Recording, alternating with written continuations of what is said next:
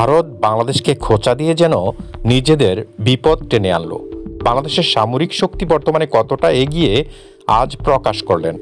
বিস্তারিত জানতে ভিডিওতে একটি লাইক দিয়ে না টেনে সম্পূর্ণ ভিডিওটি দেখুন। দর্শক, স্বাধীনতার পর ধীরে ধীরে নিজেদের সেনাবাহিনী মজবুত করেছে বাংলাদেশ।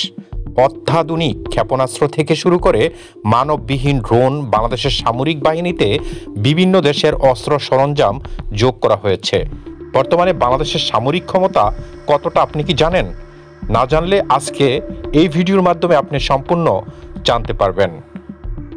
সম্প্রতি বিশ্বের সামরিক শক্তির পরিসংখ্যান প্রকাশ করেছে আন্তর্জাতিক সামরিক পর্যবেক্ষণ সংক্রান্ত গ্লোবাল ফায়ার পাওয়ার ইন্ডেক্স। এই তালিকায় শীর্ষে রয়েছে আমেরিকা, দ্বিতীয় স্থানে রয়েছে রাশিয়া, তৃতীয় স্থানে চীন, চতুর্থ স্থানে রয়েছে ভারত। সেই তালিকায় অনেকটাই নিচে রয়েছে বাংলাদেশ। বিশ্বের সামরিক শক্তির তালিকায় বর্তমানে বাংলাদেশের অবস্থান 37 নম্বরে। 2023 সালে বাংলাদেশের অবস্থান ছিল 40 নম্বরে, অর্থাৎ এক বছরেই 3 ধাপ এগিয়ে গিয়েছে বাংলাদেশ। কি কি অস্ত্র ক্ষমতা রয়েছে বাংলাদেশের হাতে?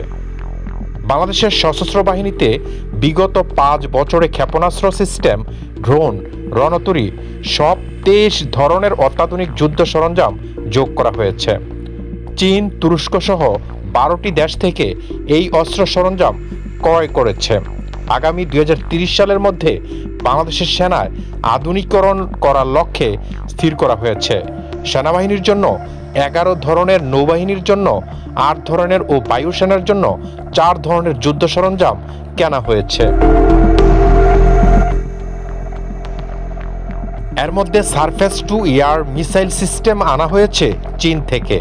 যুদ্ধক্ষেত্রে ক্ষতিগ্রস্ত ট্যাঙ্কার উদ্ধার করে এনে তা মেরামতি করে আবার যুদ্ধক্ষেত্রে পাঠানোর জন্য জার্মানি থেকে আনা হয়েছে আর্মড রিকভারি ভেহিক্যাল।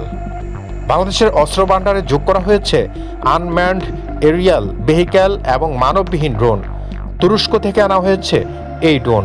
এছাড়াও তুরস্ক থেকে armed personnel carrier, multiple launch rocket system ও regiment field artillery weapon system আনা হয়েছে।